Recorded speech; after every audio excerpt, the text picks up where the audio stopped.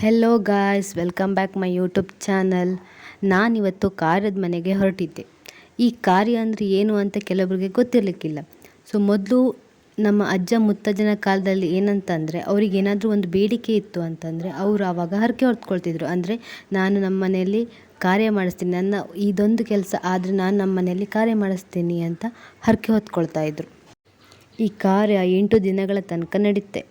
ದೇವರು ಶ್ರೀನಿವಾಸ ಸ್ವಾಮಿ ಭೂಲೋಕಕ್ಕೆ ಬಂದು ಪದ್ಮಾವತಿಯನ್ನು ಮದುವೆ ಆಗ್ತಾರಲ್ವ, ಅದನ್ನೇ ಈ 8 ದಿನಗಳ ತನಕ ಈ ಕಾರ್ಯದಲ್ಲಿ ಮಾಡ್ತಾರೆ. ಒಂದೊಂದು ದಿನ ಒಂದೊಂದು ಸಂಪ್ರದಾಯ ಇರುತ್ತೆ. ಕಾರ್ಯದ ಮನೆ ಅಂದರೆ ಎಲ್ಲಿಂದೆಲ್ಲ ಜನ ಬರ್ತಾರೆ ಪ್ರಸಾದ ತಗೊಳ್ಳೋಕ್ಕೆ. ನಾವು ಅದಕ್ಕೆ ಪ್ರಸಾದ ತಗೊಳ್ಳುವ ಅಂತ ಹೋಗಿದ್ವಿ. ಕಾರ್ಯ ಅಂದರೆ ಅದೊಂಥರ ಮದುವೆ ಮನೆ ಥರನೇ ಫುಲ್ಲು ಡೆಕೋರೇಷನ್ ಮಾಡಿರ್ತಾರೆ. ಲೈಟಿಂಗ್ಸು ಎಲ್ಲ ಹಾಕಿ ಸೇಮ್ ಮದುವೆ ಥರನೇ ಡೆಕೋರೇಷನ್ ಎಲ್ಲ ಸಖತ್ತಾಗಿ ಮಾಡಿರ್ತಾರೆ. ಸೊ ನಾವು ಫಸ್ಟ್ ಸೀದಾ ತುಳಸಿ ಹತ್ರ ಹೋಗಿ ಕೈ ಮುಕ್ಕೊಂಡು ಬರುವ ಅಂತ ತುಳಸಿ ಹತ್ರ ಹೋದ್ವಿ. ಸೊ ತುಳಸಿಗಲ್ಲಿ ಡೆಕೋರೇಷನ್ ಎಲ್ಲ ಮಾಡ್ತಾಯಿದ್ರು. ಅದಕ್ಕೆ ನಾವು ಪ್ರಸಾದ ತಗೊಂಡು ಹೋದ್ರಾಯಿತು ಅಂತ ಆಮೇಲೆ ಸೀದಾ ಊಟಕ್ಕೆ ಬಂದ್ವಿ.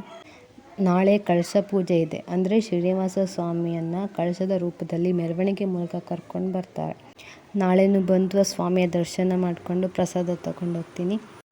ಯಾರೆಲ್ಲ ನನ್ನ ವಿಡಿಯೋನ ನೋಡ್ತಾ ಇದ್ದರು ನನಗೆ ಸಪೋರ್ಟ್ ಮಾಡಿ, ನನ್ನ ಚಾನಲ್ನ ಸಬ್ಸ್ಕ್ರೈಬ್ ಮಾಡಿ, ಹಾಗೆ ನನ್ನ ವಿಡಿಯೋಗೆ ಲೈಕ್ಸ್ ಕೊಡಿ ಅಂತ ಹೇಳ್ತಾ thank you for watching guys. Bye bye.